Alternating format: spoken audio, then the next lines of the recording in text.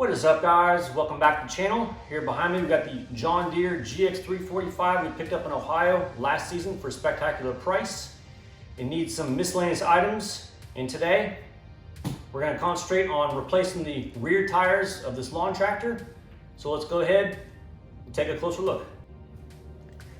Here's the tires we'll be installing on the John Deere GX345. These are the Carlisle All Trail tires in size 23 by 10.5 by 12. As you can see, the tread is a lot more aggressive than typical turf tires, which is what comes on most lawn tractors. Anyhow, the factory lawn tractor tire size is a 24 by 12 by 12, as opposed to the Carlisle tires, which is a 23 by 10.5 by 12. So these are about an inch shorter in height and about an inch more narrow in width. But these Carlisle tires have some weird sizes because technically these are built for ATV vehicles, but this is a popular modification for lawn tractors. So I'm gonna go ahead and give this a try because these turf tires don't really provide too much traction, especially on like wet grass and mud and whatnot. So rather just go ahead and replace these old tires because I think they're starting to dry rot as well. I mean, this tractor is about 15 years old, so I believe it's time to replace these tires.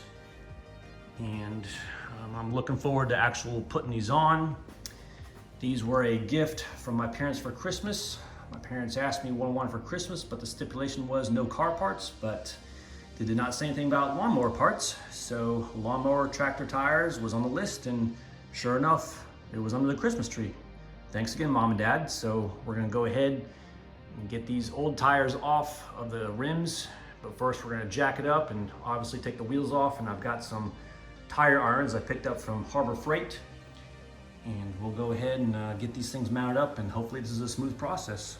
So let's go ahead and get these tires unmounted from the factory rims. Okay, this kind of gives you a perspective of the height difference from the factory tires on the John Deere versus these Carlisle tires. I measured them out and they're about an inch shorter in height. However, these Carlisle tires have funky sizes. So if I were to get the upper size of this, it was gonna have some maybe clearance issues on this top of this fender, and I don't wanna have that. So I'll go ahead and drop the tire height down 1 inch. Shouldn't be too bad. Plus it'll give it more aggressive look to the tractor, which I'm fine with. Now, as far as the width is concerned, I'm measuring up close to about 10.5 inches on this, and the factory John Deere tire is approximately about 11. So I'm only losing about 1/2 inch of width on the tire, which ain't gonna be bad. But I think the traction is gonna make up for everything. So let's go ahead and start this installation process. Here's some of the tools you'll need for the tire replacement. 1/2 inch impact gun with a 16mm socket, small little bucket, some dish soap, a cheap brush, 2 tire irons, or maybe even 2 long screwdrivers might work for you, and obviously my floor jack. So let's go ahead and get this tractor raised up.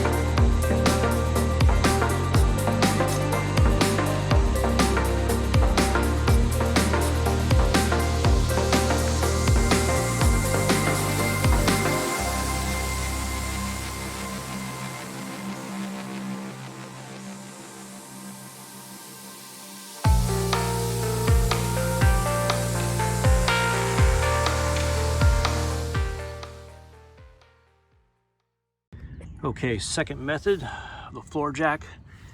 underneath the tire with the tire in the trailer did not work. However, the scissor jack method directly underneath the trailer and the tire straight on the ground worked. It fought me a little bit, but I heard that thing pop. So both sides are now released from the bead lock. So now hopefully we can get this tire off successfully. This has been an ongoing battle all afternoon, so you live and you learn, but at least this is now free from the rim, hopefully. All right, let's get this taken off.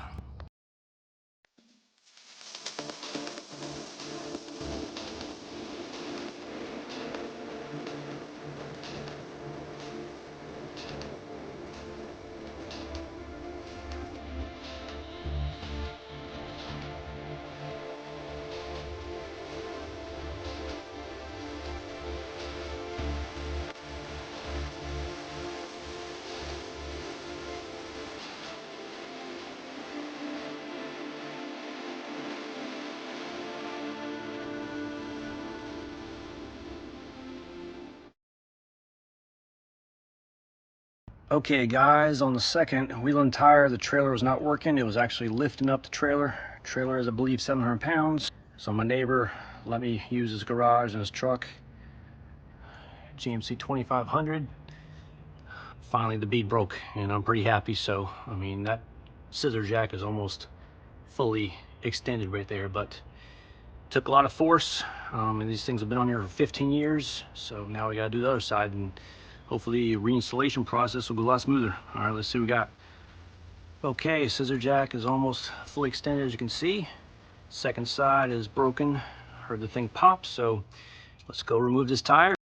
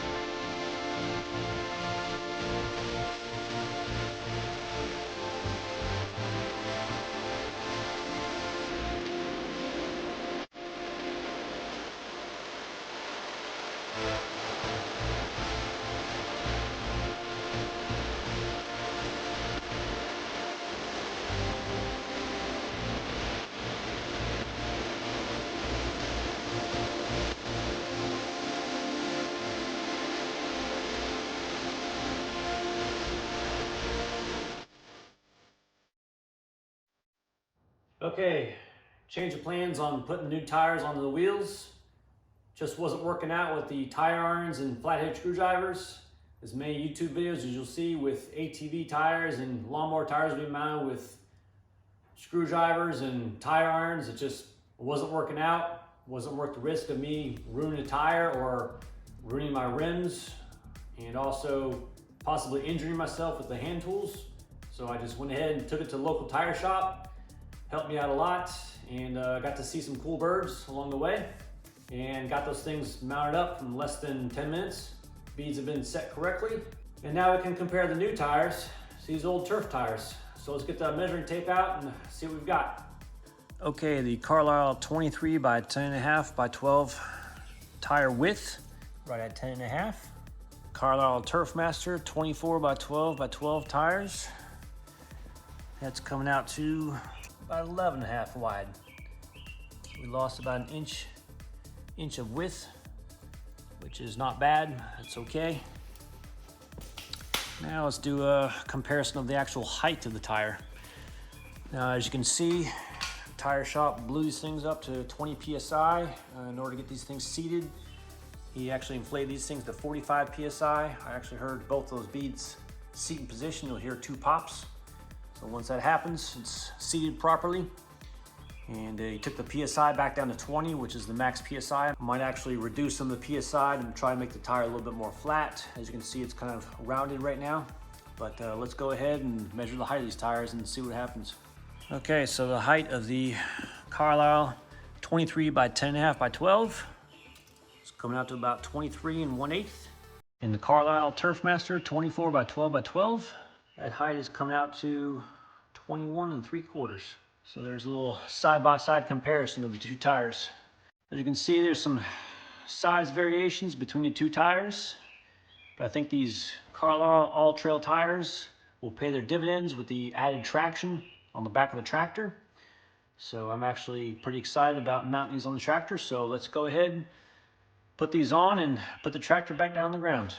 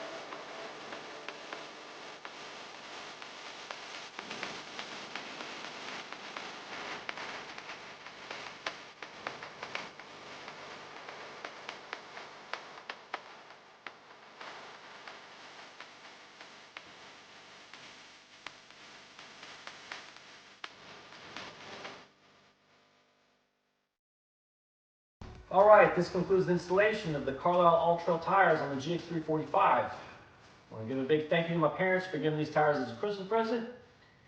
Now go ahead and do yourself a favor.